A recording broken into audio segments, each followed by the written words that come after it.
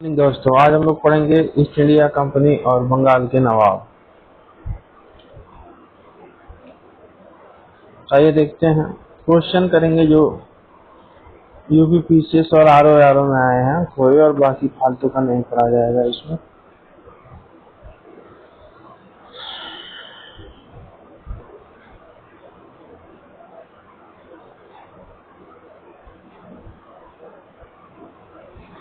इसमें पहला क्वेश्चन है कि निम्नलिखित में से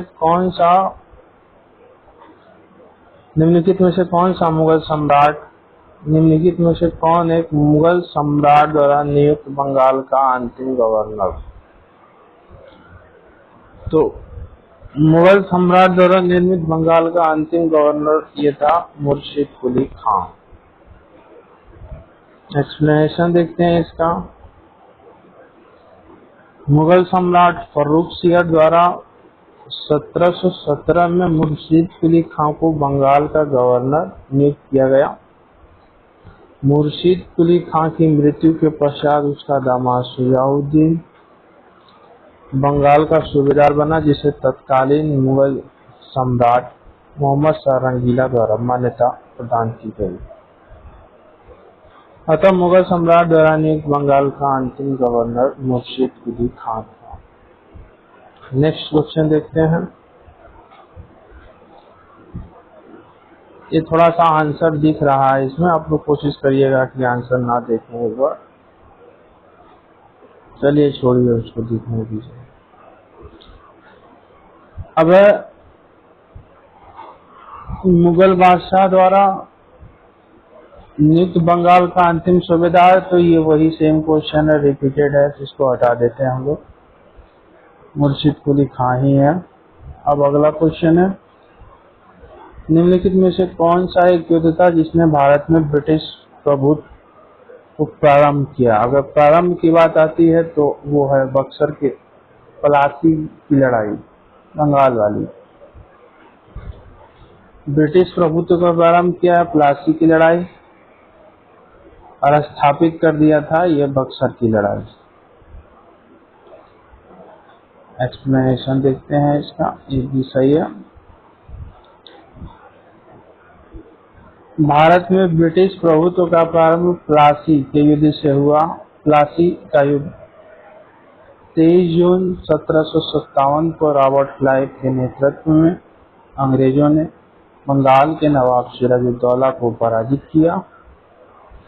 नवाब की सेना 3 राजद्रोहियों मीर जाफर, यार लतीफ और राय दुर्लभ के सेना में नायक भी, मतलब ये सिराजुद्दौला के सेनापति थे। तो इन्हें क्या किया, अंग्रेज क्लाइव ने अपनी तरफ मिला लिया था। नवाब की एक अग्रिम टुकड़ी का नेता ये मीर मदान और मोहनलाल, ये सिराजुद्दौला के वफादार रहे थे। मीर मदान और मोहनलाल सिराजुद्दौला के वफादार थे। सहसा एक गोली से रणभूमि में ही मीर मदान मारा गया। नवाब सिराजुद्दौला द्वारा अपने प्रमुख अधिकारियों से मंत्रणा के दौरान मीर जाफर ने उसे पीछे हटने को कहा तथा यह भी कहा कि नवाब को सेना का नेतृत्व सेनाध्यक्ष के हाथ में छोड़ युद्ध क्षेत्र से चले जाना चाहिए। सिराजुद्दौला वापस मुर्शिदाबाद लौट गया, यही उसकी हार का कारण बना। प्लासी के युद्ध ने अंग्रेजों को तत्कालीन सैनिक एवं वाणिज्यिक लाभ प्रदान किए। इसने कृषि उत्पादन और दस्तकारियों के क्षेत्र में अग्रणी 3 राज्य बिहार, बंगाल और उड़ीसा में राजनीतिक प्रभुत्व स्थापित करने के लिए पृष्ठभूमि तैयार कर दी। इस युद्ध ने वास्तव में ब्रिटिश साम्राज्य की नींव डाली। इसे भारत में ब्रिटिश ईस्ट इंडिया कंपनी की पहली निर्णायक सफलता माना जाता है, जबकि सर्वाधिक निर्णायक युद्ध बक्सर का युद्ध 1764, जिसने भारत में वास्तविक रूप से ब्रिटिश प्रभुसत्ता स्थापित की। समझ में आ गया होगा। नेक्स्ट क्वेश्चन है, इंग्लैंड की ईस्ट इंडिया कंपनी की भारत में प्रथम निर्णायक सैन्य सफलता, वही है प्लासी का युद्ध।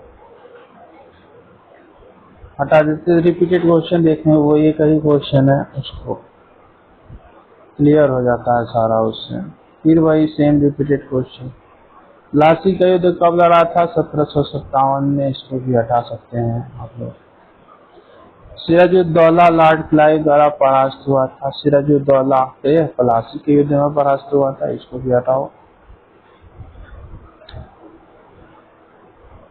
भारत वर्ष में ब्रिटिश साम्राज्य का संस्थापक क्लाइव को माना जाता है, ये भी प्लासी के युद्ध से ही निर्णय हो गया था, तो ये भी रिपीटेड क्वेश्चन ही है, कोई नया क्वेश्चन नहीं है। अब स्वर्ग से उत्पन्न सेना नायक, निम्नलिखित में से किसे स्वर्ग से उत्पन्न सेना नायक कहा गया है? तो इसी क्लाइव को ही कहा गया है। किसने कहा है? तो वो कहा है विलियम पिट का कथन है। किसका कथन है? विलियम पिट का। क्लाइव एक सैनिक के रूप में जननेता था। विलियम पिट का यह कथन है कि वह स्वर्ग से उत्पन्न सेना नायक है, अ हेवन बोर्न जनरल। अच्छा क्वेश्चन है ये, इसको याद रखेंगे। प्लासी का युद्ध मैदान कहाँ स्थित है? तो पश्चिम बंगाल में। ये भी फर्जी क्वेश्चन है, ये भी हमारा उसी में मिल जाता है, कोई मतलब नहीं है। नेक्स्ट क्वेश्चन, किसने अपनी राजधानी मुर्शिदाबाद से मुंगेर की थी? तो मीर कासिम ने, बहुत चालाक बंदा था ये। किसने अपनी राजधानी मुर्शिदाबाद से मुंगेर स्थानांतरित की? तो यह है अपना मीर कासिम।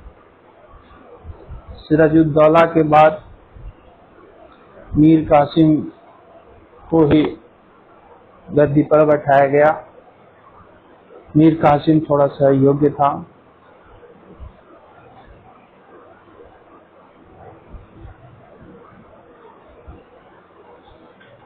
मीर कासिम थोड़ा सा योग्य था। मीर कासिम अपनी राजधानी मुर्शिदाबाद से मुंगेर ले आया। संभवतः वह मुर्शिदाबाद के षड्यंत्र में वातावरण का कलकत्ता से दूर रहना चाहता था, ताकि अंग्रेजों का हस्तक्षेप। सबसे अधिक निर्णायक युद्ध जिसने अंग्रेजों भारत में प्रभुत्व स्थापित किया, तो बक्सर का युद्ध 64 वाला। एक्सप्लेनेशन देखते हैं, अच्छा है क्वेश्चन।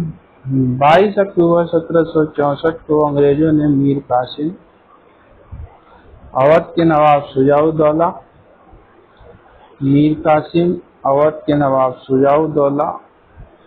नवाब शुजाउद्दौला और दिल्ली के मुगल सम्राट शाह आलम द्वितीय की सम्मिलित सेना को बक्सर के युद्ध में परास्त किया। इस युद्ध में अंग्रेजों की कमान हेक्टर मुनरो के हाथों में थी। इस युद्ध के परिणाम ने प्लासी के निर्णयों पर मुहर लगा दी।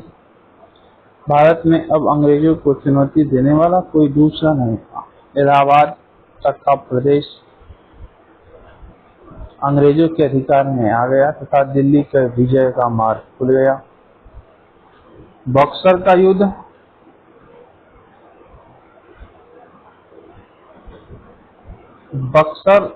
युद्ध भारतीय इतिहास में निर्णायक सिद्ध हुआ। ई रॉबर्ट्स ने बक्सर के युद्ध के बारे में कहा है कि प्लासी, किसने कहा है? पी.ई. रॉबर्ट्स ने। किसने कहा है? पी.ई. रॉबर्ट्स ने। किसने कहा है? पी.ई. रॉबर्ट्स ने कहा। पी.ई. रॉबर्ट्स ने बक्सर के युद्ध के बारे में कहा है कि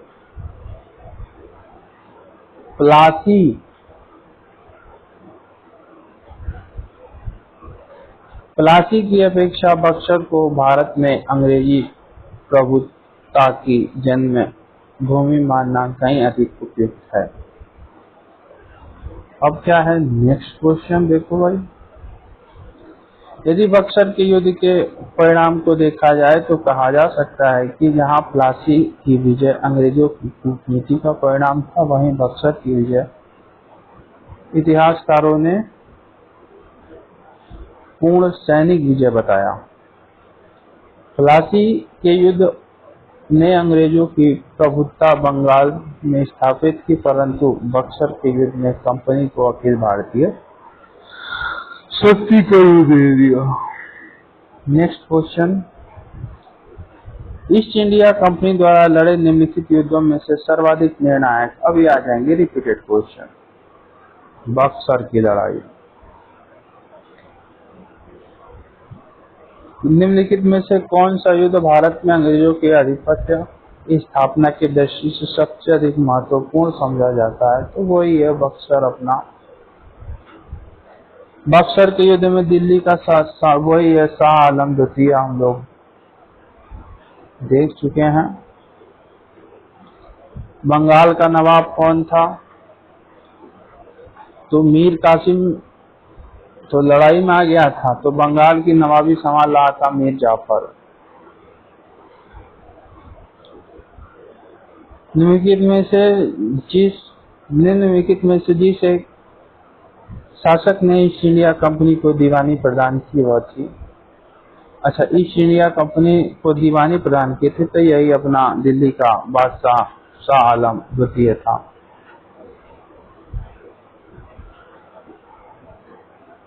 पढ़ लेते हैं, ये इसका एक्सप्लेनेशन अच्छा है, अच्छा गुड क्वेश्चन है, देखते हैं इसको।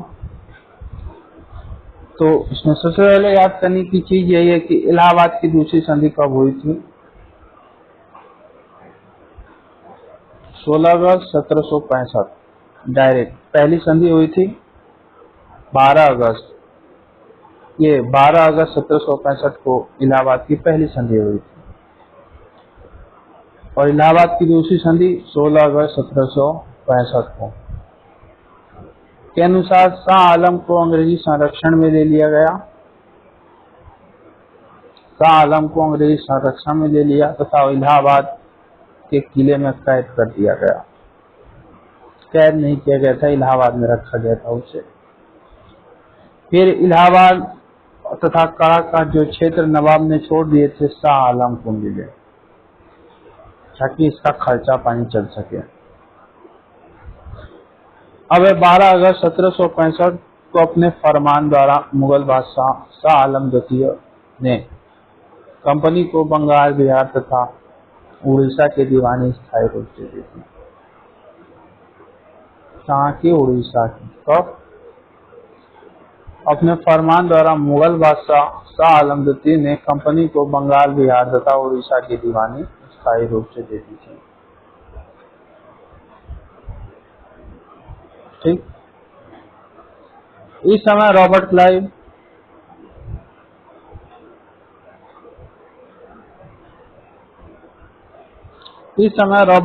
ईस्ट इंडिया कंपनी का बंगाल गवर्नर। अच्छा, Robert Clive east India company, क्योंकि क्या हुआ था, ये प्लासी के युद्ध के बाद रॉबर्ट क्लाइव चला गया था ब्रिटेन। फिर बक्सर का युद्ध हेक्टर मुनरो ने लड़ा था। हेक्टर मुनरो ही था ना बक्सर के युद्ध में? हाँ, हेक्टर मुनरो ने लड़ा था। फिर क्योंकि इसको क्लाइव को प्रशासनिक अनुभव थोड़ा ज्यादा था, इसको बुलाया गया कि अब नया भारत का इतना बड़ा प्रदेश कैसे संभाला जाए, तो यही आया था। उस समय इसको बंगाल का गवर्नर बनाया गया था। शाह आलम द्वितीय का संपूर्ण जीवन आपदाओं से ग्रस्त रहा। 1778 में उसे अंधा करके रंगून भी भेज दिया गया था। 1788 में अंधा कर दिया गया। शाह आलम द्वितीय के समय 1803 में दिल्ली पर अंग्रेजों का अधिकार हो गया। शाह आलम द्वितीय समय 1803 में दिल्ली पर अंग्रेजों का अधिकार हो गया। शाह आलम द्वितीय तथा उसके दो उत्तराधिकारी अकबर द्वितीय बहादुर शाह द्वितीय ईस्ट इंडिया कंपनी के पेंशन भोगी मात्र बनकर रह गए। नेक्स्ट क्वेश्चन, 1765 में ईस्ट इंडिया कंपनी को बंगाल की दीवानी किससे प्रदान की गई? तो जाहिर सी बात है बंगाल के नवाब से। ये सब क्वेश्चन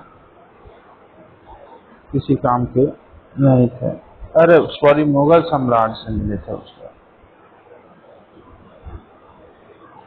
किस गवर्नर के कार्यकाल में ईस्ट इंडिया कंपनी को शहंशाह शाह आलम द्वारा बंगाल, बिहार, उड़ीसा की दीवानी का अधिकार दिया गया था?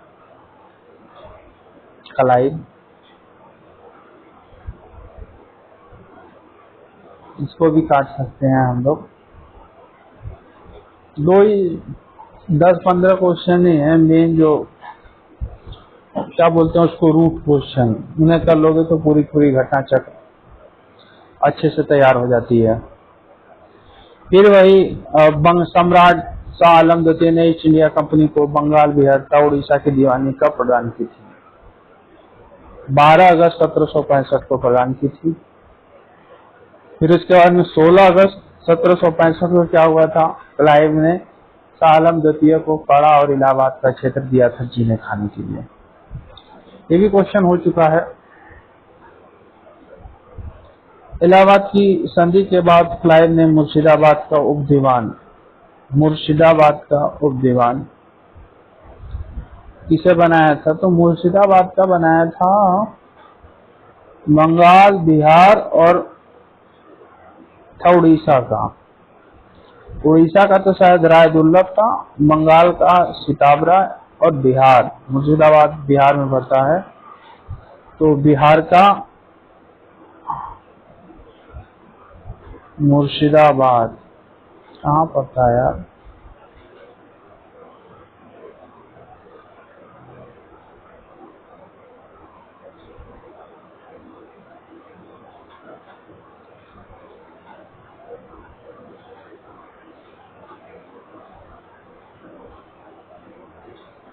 बिहार के लिए बंगाल, बिहार के लिए सिताबरा और बंगाल के लिए मोहम्मद रजा खां।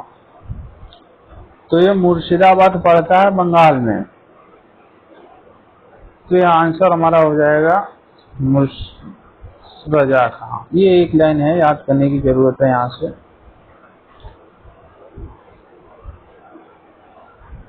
कंपनी ने दीवानी कार्य के लिए 2 उप दीवान नियुक्त किए।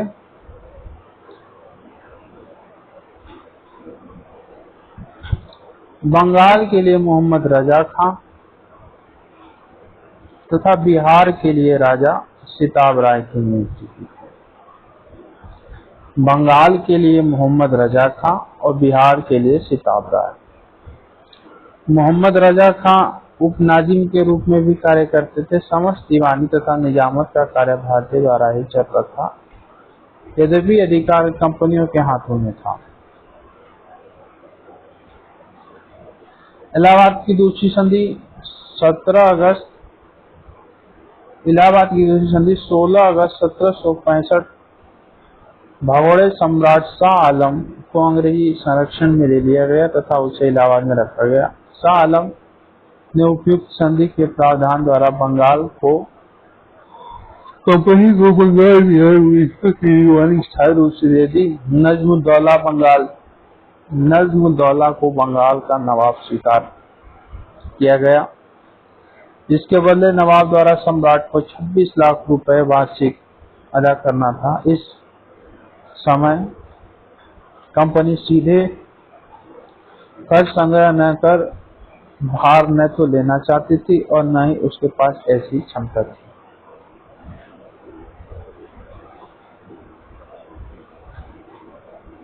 नेक्स्ट क्वेश्चन, 1765 में दीवानी प्रदान किए जाने, ये आईएएस का क्वेश्चन है, वो आईएएस वाले ही करें इसको, हम नहीं करने वाले। हाँ, यूपीआरओ ये अपना नन्ना मुन्ना सा क्वेश्चन है, इसको करते हैं। अच्छा क्वेश्चन है। अवध सल्तनत के हिंदू नायब वजीर अवध सल्तनत के हिंदू नायब वजीर के संदर्भ में निम्नलिखित में से कौन सा कथन सही है? राजा टिकैत राय नवाब असफुद्दौला के अर्थमंत्री थे, बिल्कुल सही बात। अवध के नवाबों के राज्य में सामान्यतः यह कतिपय को उच्च स्थान प्राप्त है, तो ये दोनों बात सही है भाई। फिर से पढ़ते हैं। राजा टिकैत राय नवाब असफुद्दौला के अर्थमंत्री थे, बात सही है। अवध के नवाबों के राज्य में सामान्यतः कतिपय हिंदू जातियों के लोगों को उच्च पद, दोनों बात सही है। राजा टिकैत राय असफुद्दौला के अर्थमंत्री थे। पढ़ते हैं। राजा टिकैत राय नवाब असफुद्दौला के दीवान या अर्थमंत्री थे, अतः कथन एक सही है। अवध के नवाबों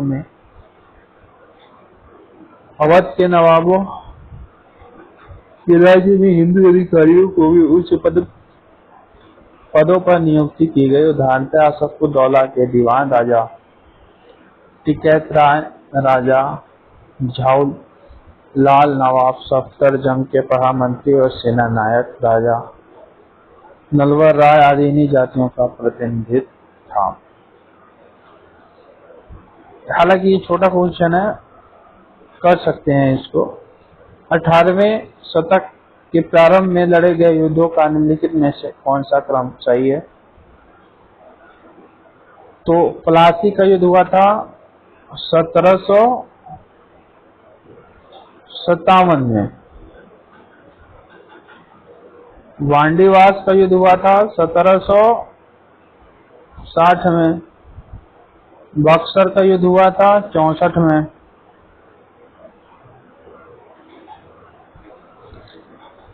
ये इतना याद करने की है। वांडीवास का युद्ध 1760 में, बक्सर का 1764 में, प्लासी का 57 में। अब बताइए अंबर का युद्ध। तो अंबर का तो पता नहीं है, तो इसको लगाया जाए अरेंज में, देखते हैं क्या पता हो जाए। तो पहले आएगा प्लासी, फिर आएगा वांडीवास, तो पहला का ऑप्शन गलत है। पहले आएगा प्लासी, ये तीसरा भी गलत हो गया, इधर दे दिया है। इधर देखें, प्लासी, वांडीवास, बक्सर, ये तो बी सही लग रहा है। वांडीवास और प्लासी कर दिया इधर, ये भी गलत है। तो हमें अंबर का डेट ना पता होते हुए हम लोग सीक्वेंस सही लगा सकते हैं। देखते हैं इसका आंसर है। वाह भाई वाह, सही है। अब यहाँ से हम लोग रट सकते हैं कि अंबर का युद्ध हुआ कब था। ओहो, याद आ गया, अंबर का युद्ध। ठीक, अंबर का युद्ध हुआ था 1749 में। कब हुआ था? 1749 में। अंबर, ये कर्नाटक युद्ध के समय की बात चल रही है, जब आंग्ल कर्नाटक युद्ध चल रहा था, उस समय की बात है।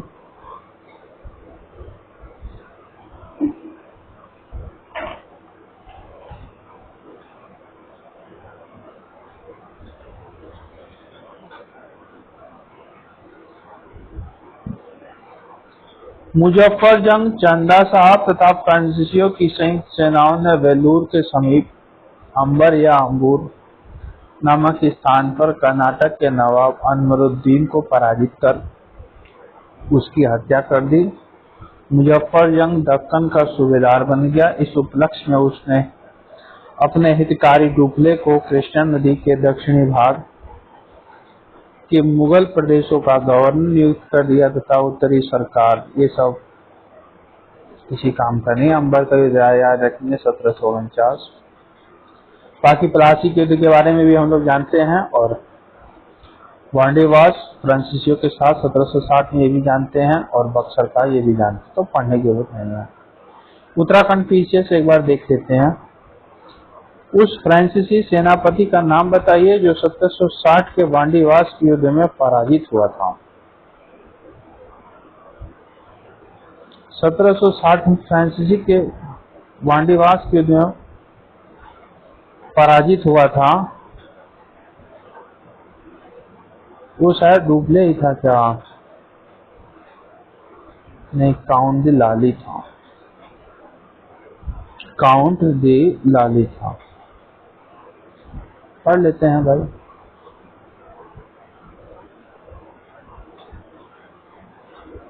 वांडीवास 1760। अंग्रेजों तथा फ्रांसीसियों के मध्य युद्ध में फ्रांसीसी पराजित हुए। अंग्रेजी सेना का नेतृत्व सर आयरकूट ने, जबकि फ्रांसीसी सेना का नेतृत्व काउंट दी लाली ने किया था। उस फ्रांसीसी सेना का जो वांडीवास के युद्ध में पराजित हुआ था तो अपना हो गया ये काउंट दी लाली। नाम ही इसके है लाली, तो भाई कहाँ से जीतेगा। वांडीवास का युद्ध अब ये तो हो ही गया है। ब्रिटिश ने फ्रेंच को हराया। किसके खिलाफ लड़ा गया था वांडीवास का युद्ध? उसको भी हटाओ, बस काउंट दी लाली। किसके खिलाफ लड़ा गया था? तो ये बिहार वाले नरक मचाए हैं फ्रांसीसियों के खिलाफ। अब यहाँ देख लेते हैं, सुमेलित करना है। बक्सर का युद्ध, वांडीवास का युद्ध। बक्सर के युद्ध में मीर जाफर के विरुद्ध कौन सा युग में सही सुमेलित है? मीर जाफर के विरुद्ध क्लाइव नहीं था भाई, ये तो सरासर गलत है। मीर कासिम था। फ्रांसीसी विरुद्ध ईस्ट इंडिया कंपनी सही है। चिलिया वाला युद्ध ये पंजाब के पास हुआ था तो अपना यही सही है, खाली दूसरा ही। निम्नलिखित में से किसने भारत में अंग्रेजों का सर्वाधिक विरोध किया? तो हमारे मराठा थे, मराठा भाई थे हमारे, बाजीराव वगैरह। भारत में अंग्रेजों का सर्वाधिक विरोध मराठों द्वारा किया गया। 3 आंग्ल मराठा युद्धों के बाद ही मराठा शक्ति को दबाया जा सका। मुगल साम्राज्य की खंडों पर मराठा ने अपने साम्राज्य की आधारशिला रखी। उन्हीं परिस्थितियों में अंग्रेजों ने भी लाभ उठाया। प्रथम आंग्ल मराठा युद्ध अंग्रेजों को मुंह की खानी पड़ी। सालबाई की संधि से प्रथम युद्ध बंद हुआ। वेलेस्ली 1802 में सहायक संधि पेशवा को बांध लिया था। 1802 सूरत की संधि के द्वारा। 1818 में हेस्टिंग ने मराठों की रही सही शक्ति को भी समाप्त कर ब्रिटिश सर्वोच्चता हासिल कर दी। ये है हमारा, और जो पढ़ा गया है उतना कर लेंगे तो बहुत है। चलिए, धन्यवाद।